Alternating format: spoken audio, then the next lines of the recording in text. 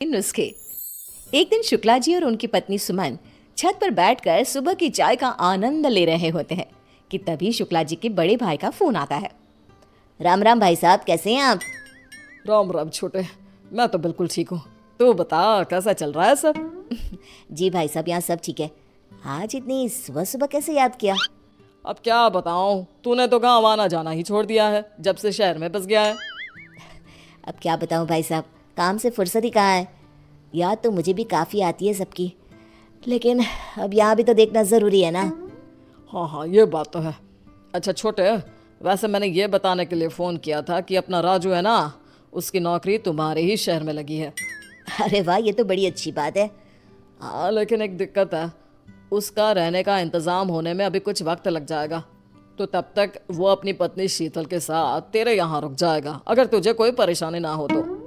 शुक्ला जी ये बात सुनकर एक बार अपनी पत्नी की तरफ देखते हैं और बिना कुछ सोचे हाँ बोल देते हैं। अरे ये भी कोई पूछने वाली बात है, राजू मेरा भी तो बेटा है, भला मुझे कैसे दिक्कत होगी। आप उन्हें भेज दो, मैं यहाँ सब संभाल लूंगा। फोन कट करते ही सुमन के सवालों की बौछार शुरू हो जाती है। क्या बात है शुक्ला जी, बड़ा हाँ हाँ किए जा रहे थे, ऐसी भी क्या बात हो गई? बात तो मैं बता दूं, लेकिन तुम चिल्लाना मत शुरू कर देना। शुक्ला जी सुमन को सारी बात बता देते हैं और बात सुनते ही सुमन का मुंह बन जाता है। वो गुस्से से अपने पति को घूरने लगती है। तुम्हें हाँ कहने की क्या ज़रूरत थी, पहले मुझे बात तो कर लेते। अरे इसमें बात करने की क्या ज़रूरत आ गई, राजू भी तो हमारा बेटा ही है। अगर यहाँ आकर कुछ दिन रह लेगा तो क्या हो जाएगा। जब बात तुम्हारे परिवार की होती है तो तुम्हारे तो तेवर ही बदल जाते हैं।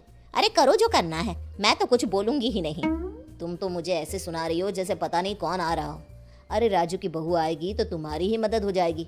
कुछ दिन तुम भी बहू के सुख ले लेना। हाँ हाँ, देखती हूँ कितना आराम मिलता है मुझे। अगले दिन शाम को दरवाजे की घंटी बजती है। सुमन दरवाजा खोलती है। सामने राजू और उसकी पत्नी अपना सामान लिए खड़े होते हैं। सुमन बिना कुछ बोले बस इशारा करके उन्हें अंदर आने को कहती है। नमस्ते चाची जी। नमस्ते चाची जी। नमस्ते, आओ बैठो राजू। सुमन शीतल को ऊपर से लेकर नीचे तक निहारती है। शीतल गांव की साधारण सी लड़की होती है जिसे शहर के तौर तरीकों का कोई अंदाजा नहीं होता। शीतल ऊपर सबके साथ बैठने के बजाय नीचे बैठ जाती है। अरे अरे, तुम ये नीचे क्यों बैठ गई? यहाँ शहर में ऐसे कोई नहीं बैठता, यहाँ सबके साथ बैठो। लेकिन चाची जी, गांव में तो बड़े बुजुर्गों के आगे नहीं बैठने देते। कोई बात ना है, मैं यहाँ ठीक हूँ ना चाची जी। तभी शुक्ला जी अपने कमरे से बाहर आते हैं। अरे आ गए राजू बेटा, कैसा रहा सफर? कोई दिक्कत तो नहीं हुई ना? नहीं चाचा जी, सब बढ़िया रहा। शुक्ला जी राजू के गांव के हालचाल लेते हैं। तभी सुमन राजू और शीतल को उनका कमरा दिखाने की बात करती है। चलो तुम दोनों को तुम्हारा कमरा दिखा देती हूँ। हाँ हाँ, तुम दोनों आराम करो, बाद में बात करते हैं हम। सुमन उन्हें कमरा दिखा कर आती है और अपने पति को सुनाने लगती है। ये कितने दिन तक रुकेंगे?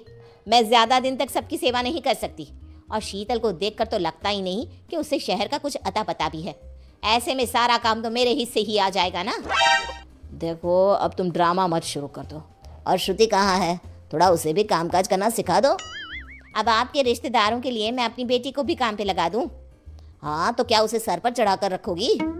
सुमन बिना कुछ जवाब दिए अपने काम में लग जाती है। अगले दिन सुमन किचन में काम कर रही होती है तो शीतल मदद करने आती है। अरे चच्ची जी, आप क्यों परेशान हो रही है? हमें बताइए, हम बना देते हैं। तू क्या मदद करेगी? अच्छा एक काम कर, ये सामान मुझे मिक्सी में पीस कर दे दे। लेकिन मुझे तो मिक्सी चलानी नहीं आती। सुमन शीतल को ताना मारते हुए कहती है। अब तुमसे क्या काम कहूँ, तुम्हें यहाँ शहर का कुछ समझ में तो आने वाला नहीं। शीतल उदास हो जाती है। तभी श्रुति किचन में आती है। मम्मी देखो ना, मेरी ड्रेस पे ये कैसा निशान लग गया। अरे ये किस चीज़ का दाग लग गया? अब मुझे क्या पता, मैं क्या करूं? आज पार्टी में मुझे यही पहनना था। कुछ करो ना मम्मी, मेरी ड्रेस खराब हो जाएगी। ओहो, क्या मुसीबत है। अच्छा रुक, थोड़ी देर में देखती हूँ। सुमन को काम में लगा देखकर शीतल श्रुति की मदद करने को कहती है। चाची जी, ये दाग मैं हटा दूँ? अरे नहीं नहीं, रहने दो, तुम्हें तो पता भी नहीं होगा, मैं देख लेती हूँ। अगर कुछ इधर उधर हो गया ना तो श्रुति मेरी जान खा जाएगी। अरे चाची जी, मेरे पास इसके लिए बड़ा असरदार घरेलू नुस्खा है। अरे कोई भी घरेलू नुस्खा यहाँ के डिटर्जेंट के आगे फेल है, फेल। लेकिन हमारा नुस्खा भी किसी महंगे डिटर्जेंट से कम नहीं है। सुमन चिढ़ जाती है और शीतल को ड्रेस से दाग हटाने का एक मौका दे देती है। साथ ही चेतावनी भी देती है कि ड्रेस को कुछ नहीं होना चाहिए। आप चिंता ना करिए चच्ची जी, ड्रेस को कुछ ना होगा। शीतल किचन में से थोड़ा गर्म पानी, नींबू और बेकिंग सोडा लेकर वहाँ से चली जाती है। थोड़ी देर बाद शीतल किचन में आती है और सुमन को ड्रेस दिखाती है। चच्ची जी देखिए तो, दाग निकल गया। अरे वाह भाभी, आपके नुस्खे ने तो कमाल ही कर दिया। मुझे तो लगा ही नहीं था कि ये दाग कभी जाएगा भी, लेकिन आपने कमाल कर दिया। सुमन हैरान हो जाती है, लेकिन शीतल को नीचा दिखाने के लिए उसे सुनाने लगती है। इसमें कौन सी बड़ी बात हो गई, ये साबुन से भी छूट जाता, और वैसे भी ये घरेलू नुस्खे तो मुझे भी आते हैं।